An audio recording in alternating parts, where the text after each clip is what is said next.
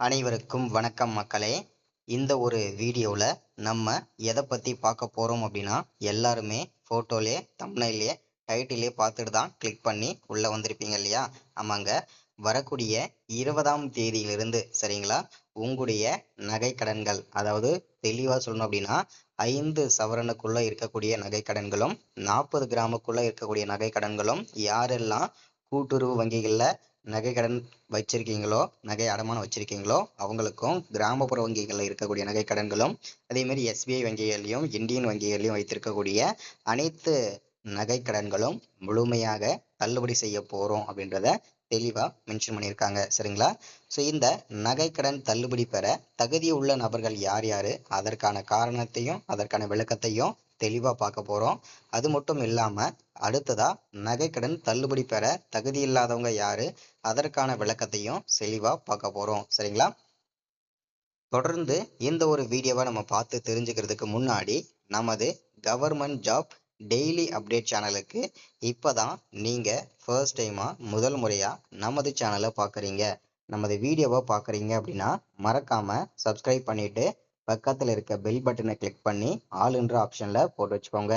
அப்பதான் நம்ம போடக்கூடிய அரசு துறையிலிருந்து வரக்கூடிய எல்லா விதமான கவர்மெண்டோட ஜாப்ஸ் அப்டேட்ஸ் நோட்டிஃபிகேஷன் இது எல்லாமே நீங்க உடனுக்குடனே நமது சேனல்ல ஈஸியாவே துல்லியமாவே தெரிஞ்சுக்கலாம் சரிங்களா. ஸோ அது மட்டும் இல்லாம உங்களுடைய ஃப்ரெண்ட்ஸ் ரிலேட்டிவ்ஸ்க்குலாம் ஷேர் பண்ணீங்கன்னா ரொம்ப யூஸ்ஃபுல்லாக இருக்கும். முக்கியமாக அரசு வேலைக்கு போகணும், அதே மாதிரி இந்த கவர்மெண்ட்ல வரக்கூடிய ஸ்கீம் வீடியோஸ்லாம் தெரிஞ்சுக்கணும் உடனுக்குடனே அப்படின்னு நினைக்கிற அனைவருக்குமே இந்த வீடியோவை ஷேர் பண்ணுங்க சரிங்களா.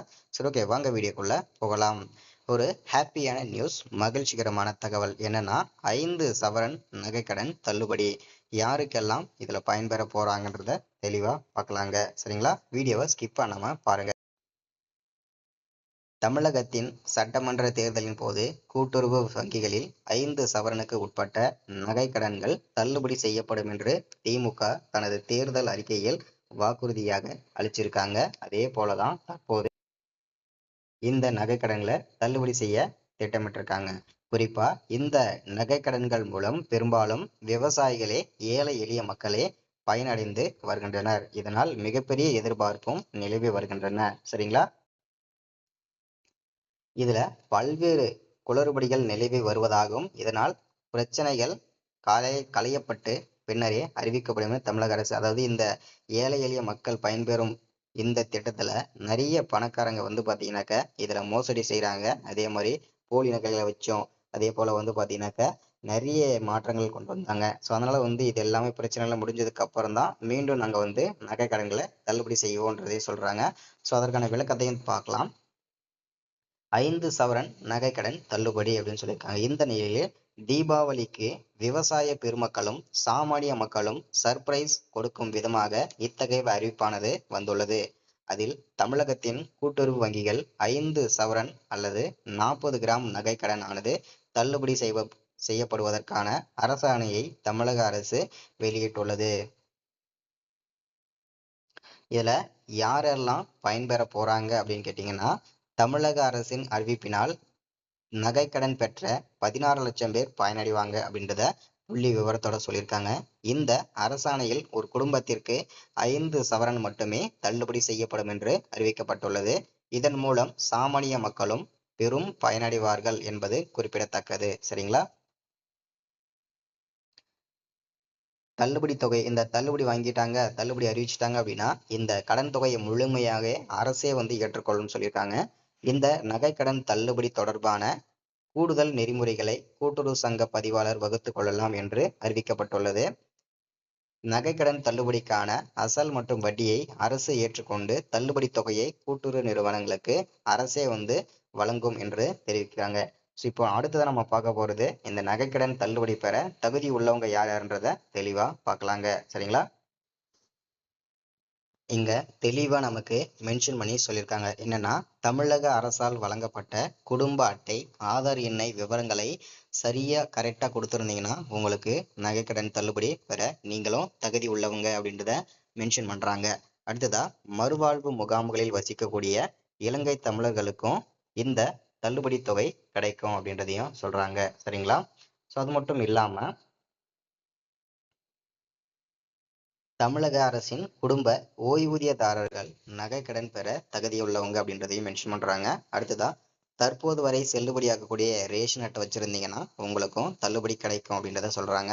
இப்போ நகைக்கடன் தள்ளுபடி உள்ளவங்க யாருன்றத தள்ளுபடி பெற தகுதி உள்ளவங்க யாருன்றத பார்த்தோம். இப்போ தள்ளுபடி பெற இயலாதவர்கள் தகுதி இல்லாதவங்க யாருன்றத காரணத்தையும் தெளிவா பார்க்கலாம்.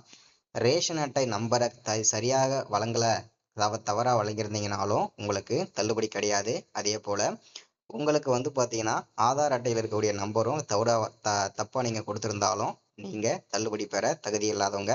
அதே மாதிரி ரேஷன் அட்டையை வச்சிருந்தீங்கனாலும் உங்களுக்கு, அதாவது வேறு மாநிலத்தோட ரேஷன் அட்டை வச்சிருந்தீங்கனாலும் உங்களுக்கு தள்ளுபடி கிடைக்காது.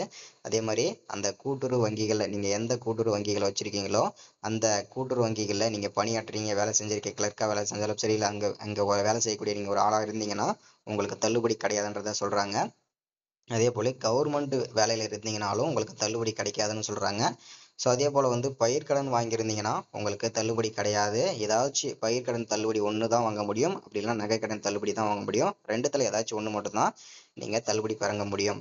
ஸோ அடுத்ததா நகைக்கடன், நீங்க ஆல்ரெடி நகைக்கடனை முழுமையா செலுத்திட்டீங்க, இந்த மாசம் தான் தள்ளுபடி கொடுத்தாங்க, ஆனா இப்பதான் நகைக்கடன் செலுத்திட்டேன் முழுசா அப்படின்னா அதனால உங்களுக்கு தள்ளுபடி கிடைக்காது. சரிங்களா?